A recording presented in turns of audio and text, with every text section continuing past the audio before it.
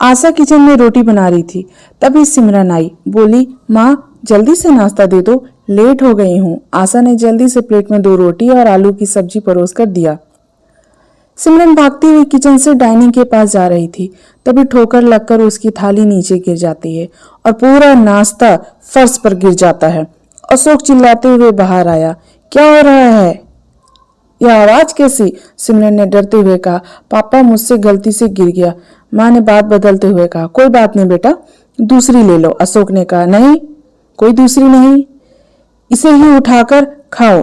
अब तुम नहीं खाओगी तो गिरे हुए रोटी को कौन खाएगा? 2 रोटी का नुकसान नहीं सह सकता। आशा बोली, मैं खा लूंगी। अशोक ने कहा, नहीं, इसे ही खाना होगा। सिमरन ने रोटी उठाई, उस पर सब्जी लगाई और हाथ में रख बाहर चली गई। अशोक बहुत कंजूस था, वह तो भिखारियों को भी भीख नहीं देता था। आशा की जिद में सिमरन और आकाश छोटा बेटा को पढ़ा रहा था। तभी आकाश आता है, पापा प्लीज कुछ पैसे दे दो, पिकनिक जाना है। अशोक बोला, पैसे? पागल हो, फालतू खर्च करने के लिए नहीं कमाता हूं मैं, तुम्हें पढ़ा रहा हूं, यही काफी है। वह कहता है, पापा सब जा रहे हैं। अशोक कहता है, तो क्या हुआ, पैसे नहीं दूंगा, तुम्हें जाना है जाओ। आकाश कहता है, क्या पापा, जब देखो तब कंजूसी करते हैं, सभी दोस्त मजाक उड़ाते हैं, तेरे पापा कंजूस हैं। अशोक ने कहा, जब तुम कमाओगे ना तब जितनी मर्जी खर्च करना, पर मुझसे उम्मीद नहीं रखना। वह बोलकर दुकान चला जाता है। आकाश माँ को देखते हुए बोलता है, माँ पापा ने कभी पैसे नहीं दिए घूमने जाने को, आज तक कहीं नहीं गया। माँ बोली, जाने दे बेटा, जब तू कमाना तो जितनी मर्जी घूमना। आकाश ने बोला, क्या माँ? आप भी? बोलता हुआ चला जाता है। अशोक दुकान पहुंचा तो उसका नौकर छोटू दुकान खोलकर साफ सफाई कर रहा था। किराने की दुकान थी, दुकान अच्छी चलती थी, पर नौकर एक ही था, पर उसे भी पगार टाइम पर नहीं देता था। उसने 5 साल से पगार बढ़ाई भी नहीं थी, पर मजबूरी में छोटू काम करता था। दुकान में पहुंच अशोक पूजा करता है। तभी एक बूढ़ी आई और बोली, बेटा कुछ दे दो, 4 दिन से कुछ नहीं खाया। छोटू ने कहा, कुछ नहीं है, आगे जाओ।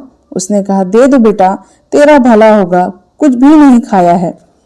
छोटू 10 रुपए देने लगा। तभी अशोक ने उसके हाथ से पैसे छीन लेता है और कहता है, जाओ यहाँ से, कुछ नहीं मिलेगा। और छोटू, तेरी हिम्मत कैसे हुई मुझसे बिना पूछे पैसे देने की? पैसे क्या पेड़ पर लगे हैं? छोटू बोला, साहब ये मेरे अपने पैसे हैं। अशोक बोला, तेरी? तू बहुत बड़ा आदमी बन गया है जो भिखारियों को 10 रुपए दे रहा है। छोटू ने कहा, साहब 10 रुपए में मैं बड़ा आदमी तो बनूंगा नहीं, पर किसी की भूख मिट जाएगी तो दुआ भी मिलेगी। यह कहते हुए वह पैसा अशोक के हाथ से लेकर बुढ़िया को दे देता है और अंदर चला जाता है। शाम को अशोक आशा आशा कहते हुए अंदर आता है। आशा की तबीयत कुछ दिनों से ठीक नहीं थी, पर अशोक कंजूसी की वजह से उसे अस्पताल नहीं ले जा रहा था।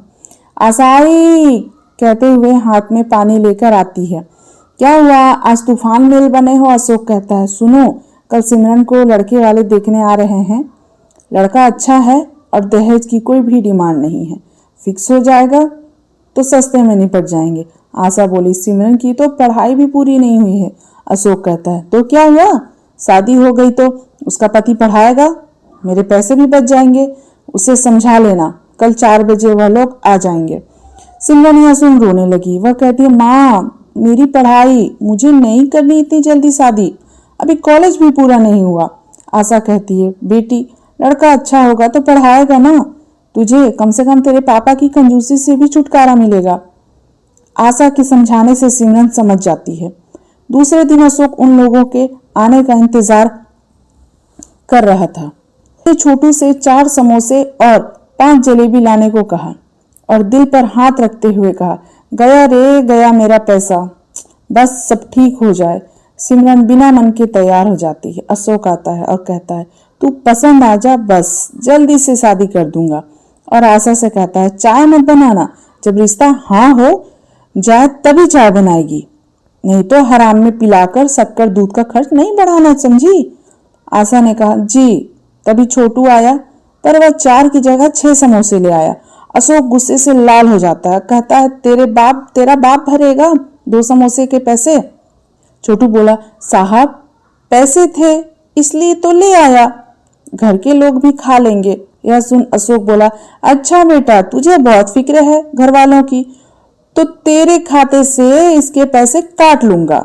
तभी घंटी बजी। अशोक बाहर जाता है। आशा देखो आ गए मेहमान, कहते हुए अशोक ने आइए आइए कहकर वर्मा जी को अंदर बिठाया और पानी लेने अंदर जाता है और आशा से कहता है 3 लोग हैं, 3 ही समोसे भेजना, कहते हुए पानी लेकर चला जाता है। बाहर बैठे हुए अशोक आवाज देता है, सिमरन सिमरन बेटा। सिमरन नाश्ता लेकर बाहर आती है। वर्मा जी की वाइफ ने सिमरन को न देखते हुए नाश्ता पर नजर डाली तो देखा 3 समोसे 3 जलेबी। यह सब देख वह हैरान हो जाती है। सिमरन बैठ जाती है। अशोक ने पूछा, कैसी लगी मेरी बेटी? वर्मा जी ने 1 जलेबी उठाई ही थी। वर्मा जी की वाइफ ने कहा, भाई साहब लड़की तो खूबसूरत है, अच्छी लगी, पर हाइट कम है लड़की की, हमारा लड़का लंबा है। इस पर अशोक उठ खड़ा हुआ और वर्मा जी के हाथ से जलेबी लेते हुए कहा, अच्छा मतलब आपको मेरी बेटी नहीं पसंद? तो ठीक है, फिर जाइए यहाँ से, नाश्ता खाकर मेरा खर्च क्यों बढ़ा रहे हो? यह कहते हुए वर्मा जी से जलेबी लेकर प्लेट से रख देता है और उन्हें जाने को कहता है। वर्मा जी बोले, अजीब आदमी है, कहते हुए घर से बाहर चला जाता है अपना परिवार लेकर। आशा कहती है, ये क्या है जी, ऐसा कोई करता है? अशोक बोला, हाँ मैं करता हूँ। यह लो, इसे कोई खाना नहीं, कल एक और लड़के वाले आएंगे, फ्रिज में रखो, कल गर्म करके इसे ही देना। सिमरन ने कहा, पापा हद करते हो कंजूसी की। अशोक ने कहा, तू चुप कर, तुझे क्या पता पैसा जाता है तो मुझ पर क्या बीतती है। सिमरन गुस्से से अंदर चली जाती है। दूसरे दिन लड़के वाले आने वाले थे। आशा की तबीयत आज बिल्कुल अच्छी नहीं थी। वह बोली, सुनो न जी, आज मेरे सीने में दर्द है, डॉक्टर के पास ले चलो। अशोक डॉक्टर का नाम सुनते ही कहता है, क्यों सुबह सुबह लक्ष्मी जी के जाने की बात करती हो? गैस होगा, दवा ला देता हूँ, खाकर तैयार हो जाना। वह कहता हुआ बाहर चला जाता है। सिमरन ने सुना तो कहा, चलो मम्मी मैं चलती हूँ डॉक्टर के पास। आशा ने कहा, नहीं पापा दवा ला देंगे, बोलकर गए हैं, मैं आराम करूंगी तो ठीक हो जाऊंगी। आज अशोक जल्दी ही घर आ गया था। लड़के वाले आने को थे। आवाज दी, आशा जी आइए। आशा आई। उसके हाथ में दवा जो कि एक ही थी उसे पकड़ा कर कहता है, जाओ खाओ और तैयार कर दो सिमरन को और खुद भी ढंग से हो जाओ। आशा दवा खाकर सिमरन को तैयार होने को कहती है। अशोक किचन में आता है, कहता है सब गर्म कर दो। तभी आकाश किचन में आता है और एक समोसा उठाता ही है। तभी अशोक ने कहा, तेरे लिए नहीं है, यह मेहमानों के लिए है। आकाश बोलता है, तब भी मैं सोचूं पापा इतने मेहरबान कब से हो गए कि समोसा खिलाने लगे, वह भी घर पर। यह बोलकर वह हंस पड़ा। अशोक ने समोसा छीन लिया। आकाश बोला, एक तो खाने दो पापा। तभी दरवाजे की घंटी बजी। अशोक ने कहा, आ गए वह लोग, नाश्ता लेट से लाना। यह बोलता हुआ वह चला जाता है। आशा सर पर हाथ रखते हुए बोलती, पता नहीं कब सुधरेंगे या सुधरेंगे भी कि नहीं। अशोक दरवाजा खोलकर आइए आइए कहते हुए उन्हें अंदर लाता है। वह लोग 4 थे। लड़का अच्छा स्मार्ट था। अशोक ने कहा, घर ढूंढने में दिक्कत तो नहीं हुई चौबे जी? चौबे जी ने कहा, थोड़ा रास्ता भटक गए थे पर फिर भी पूछते पूछते पहुंच गए। आशा पानी लेकर आती है और सिमरन के हाथों में नाश्ता होता है। पूरे 4 समोसे 4 जलेबी। सिमरन ने लड़के को देखा तो उसे अच्छा लगा। आशा ने कहा, आप कुछ लीजिए ना। इस पर अशोक ने आशा को घूर कर देखा। तभी लड़की की बहन और माँ ने जलेबी उठाई। चौबे जी ने कहा, लड़की तो अच्छी लगी हमें, पर क्या क्या देंगे शादी में, यह भी बता दीजिए अपनी बेटी को। यह सुनते ही अशोक गर्म हो गया। क्या देंगे? अरे देना क्या है, बेटी दे रहे हैं, कम है क्या? वह तो ठीक है, पर खाली हाथ थोड़ी ना विदा करोगे। उस पर अशोक बोला, कुछ नहीं दूंगा, आपको करना है तो बताओ, नहीं तो मेरा नाश्ता हराम में मत खाओ। चौबे जी हैरान होकर बोले, नाश्ता? ये नाश्ता है? इतना तो हम रोज अपने नौकरों को खिलाते हैं जो तुम हमें खिला रहे हो। अशोक कहता है, तो खा ही क्यों रहे हो? लड़की के अलावा कुछ भी नहीं है मेरे पास, अब आप जा सकते हैं। यह बोल वह खड़ा हो जाता है और जाने का रास्ता दिखाता है। चौबे जी गुस्से में निकल जाते हैं। उनके जाने के बाद आशा ने कहा, क्या है जी, ऐसा करोगे तो कोई नहीं करेगा हमारी बेटी से शादी, कुंवारी बैठी रह जाएगी वह। अशोक ने कहा, तो क्या आप चाहती हो मैं अपनी मेहनत की कमाई दौलत पूरी लुटा दूं? नहीं होगा मुझसे। और हाँ, आज रात का खाना नहीं बनाना, यह नाश्ता है, इसे ही सब खा लेंगे, एक दिन का राशन बचेगा। सिमरन चिढ़ते हुए वहां से चली जाती है। रात को डाइनिंग पर सन्नाटा था। आशा ने समोसा और जलेबी लाकर रखा। उसे देख आकाश ने कहा, ये क्या, खाना कहाँ है? अशोक ने कहा, यही तो है खाना। अब ये है क्या फेंकेंगे? यही रात में खाने को मिलेगा। आकाश ने कहा, मुझे नहीं खानी, जब चाहिए थी तब तो दिया नहीं, अब नहीं खानी। वो चला जाता है। आशा ने कहा, रुको आकाश रुको।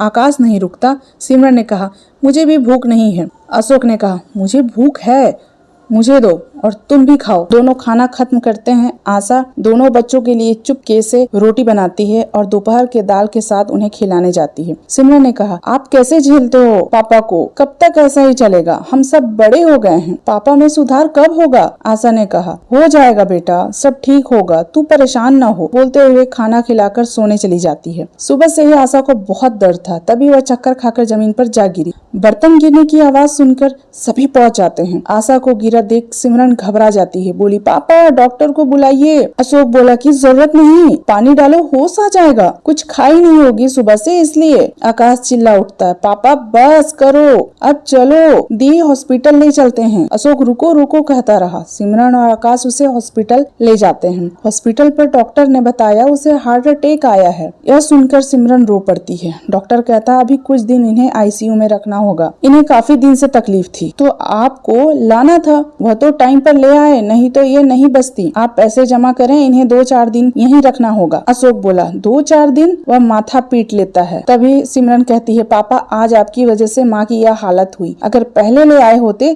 तो यह नहीं होता। यह बोलकर काउंटर पर पैसा पूछने चली गई। आकाश ने कहा, पैसे लेकर आइए। अशोक ने कहा, कितने लगेंगे बताना। यह बोलकर वहाँ से चला जाता है। दुकान पर जाकर बड़बड़ाता रहता है, तबीयत खराब कर ली, अब पैसे लगाओ। पैसे क्या पेड़ पर लगते हैं कि दे दूं? इतना मेहनत से और बचत से बचाया है। तभी आकाश का फोन आता है। छोटू उठाता है। आकाश कहता है, पापा को बोलो 25,000 लेके आए। छोटू ने कहा, साहब आकाश भैया 25,000 मंगाया है। यह सुन वह कहता है, मुझे नहीं देना है। छोटू बोला, क्या साहब, मैडम आपकी पत्नी है तो क्या हुआ, जायदाद लौटा दूं? वह कंजूसी में इतना अंधा हो चुका था कि उसे आशा की बीमारी भी नहीं दिख रही थी। छोटू दुकान से जाने लगता है। अशोक पूछता है, तू किधर चला? छोटू बोला, जो पत्नी सारी उम्र आपके साथ खड़ी रही, आज आप चंद पैसों को बचाने के लिए उसे मुसीबत में छोड़ रहे हैं, वो फिर कभी मेरी मुसीबतों को क्या समझेगा? बोलते चला जाता है। अशोक उसे हैरान नजरों से देखता रहा। छोटू जब अस्पताल पहुंचा तो आकाश ने पूछा, क्या हुआ छोटू? छोटू ने सारी बात बताई। सिमरन रो पड़ी और कहने लगी, पापा से मुझे ये उम्मीद नहीं थी। आकाश और सिमरन दोनों का दिल टूट गया था। सिमरन ने कहा, अब माँ के इलाज के लिए कहाँ से पैसे आएंगे? आकाश ने कहा, मैं आता हूँ। बोल वह दुकान में जा पहुंचा। अशोक ने कहा, तुम? आशा तो ठीक है ना? आकाश ने कहा, आपको फिक्र है उनकी?